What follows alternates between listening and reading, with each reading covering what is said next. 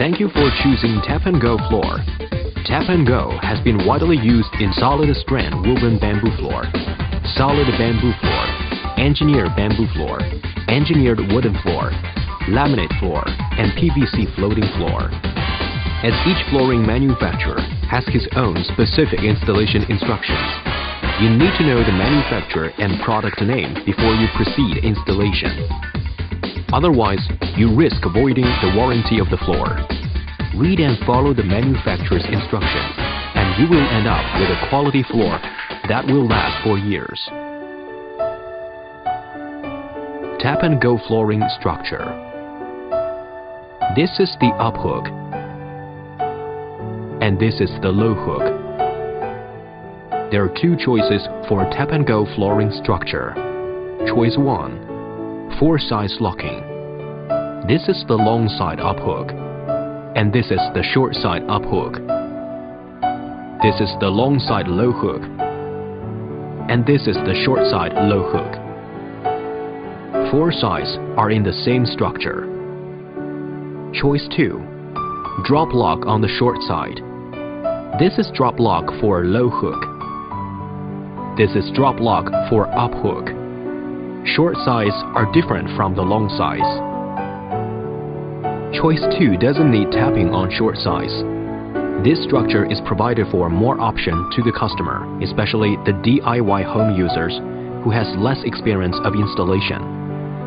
The combination of the drop lock short side with original Tap&go long side remains perfect locking effect but less work. Please make sure which structure your floors belong to before the installation. Tap&go installation. Preparation. Before we start, we should prepare enough tools and accessory. Molding, underlayment, rubber mallet, measuring tape, chopping saw, adhesive tape, spade, etc. Glue, tapping block, and pulling bar are not required. Acclimation. Before installation, put the flooring in the room for 48 to 72 hours to acclimate to the room temperature and humidity. 5% wastage of the flooring is a general requirement for a regular room. All flooring gets expansion or contraction based on room temperatures and humidity levels. The floor must be able to expand in all directions as the humidity of the room can vary due to differences between seasons. The greater the surface area, the greater the room for expansion required. To facilitate this, an expansion gap 8 mm to 10 mm is provided at walls, specific to solid wood flooring. Due to its bigger expansion rate, the gap should be adjusted based on the actual job area. 2 cm thick baseboard is recommended for big room areas. Job site inspection. We should make inspection of the room before installation. Firstly, the concrete floor needs to be smooth, clean, thoroughly dry, and no possibility of leaking water. And the uneven difference should be less than 2 mm. If not, use the spade to make it smooth when it goes up or use cement to make it level if it goes in. If you are ready to install new floor upon an existing wood floors, the moisture difference should be less than 4%, and keep the creeping space under the wood floor be sufficiently ventilated. Any loose parts must be nailed down, and if necessary, a leveling underfloor must be installed.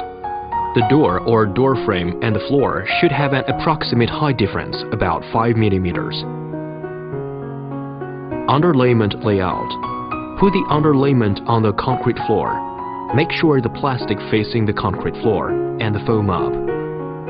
Also, please put the second piece of the underlay to the plastic area of the first piece.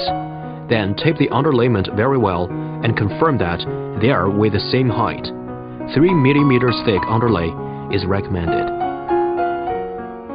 Start installing the floor on one corner, from left to right, or from the middle of the area. Always remember that the easiest way of installing the Tap&go floor is positioning the up hook into the low hook. To realize this, please always have the low hook edges in front of you during installation. In these installation instructions, we will begin with installing tap-and-go floor in the left-hand corner. Firstly, take 4 tap-and-go panels and place them ready in the corner where you want to begin installation. In order to facilitate the stagger effect of end joints row to row, the first row should be started within a full plank, the second row with a 2/3 plank, and the third row with a 1/3 plank. The smallest piece should never be less than 200 mm long, and the width should never be less than 2 inches. First, saw through panel 2 so that you have a piece 2/3 plank long. Then, place your feet on panel 1 and position the up hook of panel 2 into the low hook of panel 1. After positioning, you should see there is a gap along the joint area. When use the rubber mallet to tap the up hook joint area, the panels will then lock into place together. Its hardness and flexibility are varied by wood species and floor structure. We shall start tapping with moderate force and gradually increase the force until boards are locked together. Tapping with too much force, particularly in a fast speed, might bring damages to your boards. If panel 2 does not stay flat, or if the joint is not perfectly tight, this is a sign that the joint has not been fully made. If this is the case, please either lift up panel 2 and redo as above, or give some more tapping along the up hook joint area until they lock together. Now install the panel 3. Position the short side up hook of panel 3 into the short side low hook of panel 1. Make sure that panels 1 and 3 are perfectly aligned to each other. Next, place both feet on panels 1 and 3. Now position the long side up hook of panel 4 into the long side low hook of panel 1 and 3. With the short side up hook of panel 4 parallel to the short side low hook of panel 2, and then pressing down. Then begin tapping the up hook joint area on the long edge of panel 4 from far side to the near side. When you check if the long side of panel 4 and 3 are locked together, please also make sure the short side of panel 2 and 4 are smooth and perfectly aligned to each other. Now you have joined the first 4 panels and have got used to the technique. Then use the same technique and finish the first 4 rows. Now push the whole unit against the wall and fill in the expansion joint, 8 to 20 mm, with spacer blocks.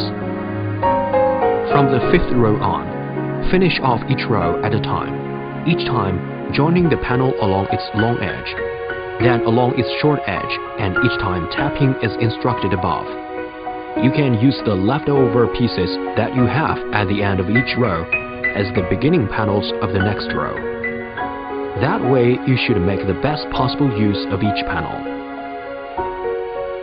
After installing your floor, you can immediately walk on it and begin the finishing process, such as remove all spacer blocks, fix moldings, etc. Converse installation. Usually, we do not recommend you install tap-and-go floor conversely. However, sometimes if you need, please do as following. First, converse panel. In case converse installation, please start from right to left. Place your feet on the row where you need converse installation. Position the long side low hook of the first converse panel into the long side up hook of the previous row panel. After positioning, you should see there is gap along the joint area. Then use the rubber mallet to tap the up hook joint area. The panels will lock into place together. Second converse panel. Position the low hook on the long edge of the second converse panel onto the up hook on the long edge of the previous row panel and the up hook on the short edge, parallel to the low hook on the short edge of the first converse panel. Then use the rubber mallet to tap the up hook joint area along the long edges until they click in together. Repeat the second panel installation until the conversely installed panel